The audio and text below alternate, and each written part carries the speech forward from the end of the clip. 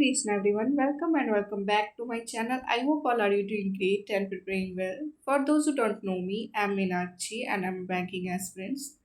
It's 19th of May 2026 और आज मैं शेयर करने वाली हूँ अपनी होल डे रूटीन।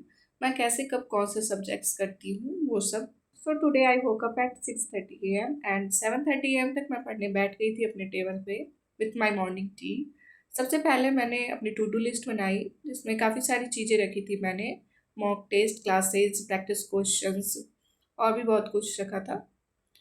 आज ऑली बोर्ड पे एक आरआरबी पीओ का लाइव था मॉक, वो मुझे देना था। तो सबसे पहले मैं इंग्लिश ही करती हूँ क्योंकि इंग्लिश अगर मॉर्निंग में नहीं करती मैं तो फिर ये सेक्शन मेरा छूट जाता है, रह जाता है, तो इसलिए मैं सबसे पहले इंग्लिश से ही स्टार्ट करती हूँ। तो सबसे पहले मैंने वो कैप रिवाइज करा, फिर एडिटोरियल रीड किया, 2 एडिटोरियल थे। और उसके बाद एक इंग्लिश की सेक्शनल मॉक लगाया मैंने डाइडली से, डाइडली के बंडल पीडीएफ से। और ये सब मैं 9 बजे तक कंप्लीट कर लेती हूँ। इसके बाद मुझे जिम भी जाना रहता है तो 1 घंटा उधर लग जाता है, फिर घर का कुछ काम रहता है वो सब करना होता है। तो मैं इंग्लिश सेक्शन 9 बजे तक कंप्लीट कर लेती हूँ। तो 1-2 घंटे की ब्रेक के बाद मैं फिर बैठ गई थी पढ़ने 11 11:15 तक। और सबसे पहले मैंने मॉक टेस्ट लगाया जो लाइव था आरआरबी पीओ का ओलिव बोर्ड पे। इसमें मेरे मार्क्स आए थे 56.75। और भी अटेम्प्ट हो सकते थे। मॉक काफ़ी अच्छा था, मतलब डुएबल था। बट मेरी पेन पकड़ने वाली उंगली में परसों चोट लग गई थी तो काफ़ी दर्द कर रहा था और स्पीड बन नहीं पा रही थी। मॉक टेस्ट कंप्लीट करने के बाद मैंने गाइडली के बंडल पीडीएफ से क्वेश्चंस प्रैक्टिस करे।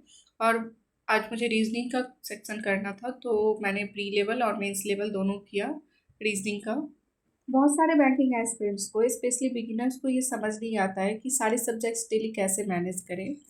तो देखो यार, डेली सारे सब्जेक्ट्स करने की ज़रूरत नहीं होती है।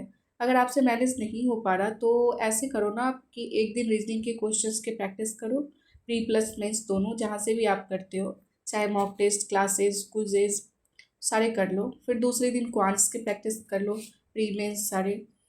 और कुछ चीज़ें होती है जो आपको डेली रखनी ही होती है अपनी टू डू लिस्ट में, लाइक करेंट अफेयर, एडिटोरियल। और बिगिनर्स को तो कुछ पेड क्लासेस भी करनी होती है तो ये सब तो डेली रखना ही पड़ेगा। बाकी आप प्रैक्टिस के लिए एक दिन एक सब्जेक्ट की करोगे तो सही रहेगा, हौच पौच नहीं होगा पूरा। मैं भी ऐसा ही करती हूँ, लाइक मुझे गाइडली का बंडल पीडीएफ देना रहता है तो उसमें डे वाइज होते हैं। तो मैं 2 दिनों का रीजनिंग सेक्शन एक बार कर लेती हूँ और फिर दूसरे दिन क्वांट्स लिया तो वो 2 दिन का कर लिया। तो ऐसे में सही रहता है, वरना फिर ये रहता है कि अभी ये कंप्लीट नहीं हुआ, फिर क्वांट्स करनी है, फिर रीजनिंग का भी देना है। ऐसे में पूरा हौच पौच हो जाता है। तो ज़रूरी नहीं है इतना सारा सब कुछ पढ़ना ही है एक दिन।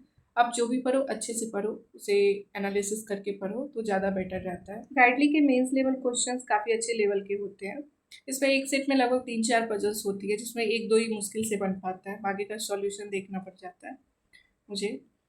और ये सब कंप्लीट करने के बाद मैं जनरली करंट अफेयर का क्लास देखती हूँ शाम को। बट अभिजीत सर ने आज क्लास नहीं लिया था अभी तक, तो मैं अभी कर ले रही हूँ हर्षद सर का क्लास। और रात में करंट अफेयर का क्लास कर लूँगी। ये क्लास कंप्लीट करने के बाद मुझे डिनर वगैरह बनाना था तो वो कंप्लीट करके मैं 8:30 तक पढ़ने बैठ गई थी। और फिर मैंने प्रीवियस डे वाली करंट अफेयर नोट करी और फिर क्लास देखा सर का। 1-1.5 घंटे लग ही जाते हैं क्लास में भी। लास्ट में मैंने थोड़ी देर जीए रिवाइज करा मई के फर्स्ट वीक का। And that's all for today's blog. तो जनरली मेरा यही रूटीन रहता है डेली का। वैसे किसी दिन ज़्यादा भी पढ़ाई हो जाती है, किसी दिन कम भी होती है। एक्यूरेट सेम तो नहीं होता हर दिन। तो मिलते हैं नेक्स्ट ब्लॉग में। अच्छा लगा हो तो लाइक कमेंट जरूर करना। बाय बाय, टेक केयर, हरे कृष्णा।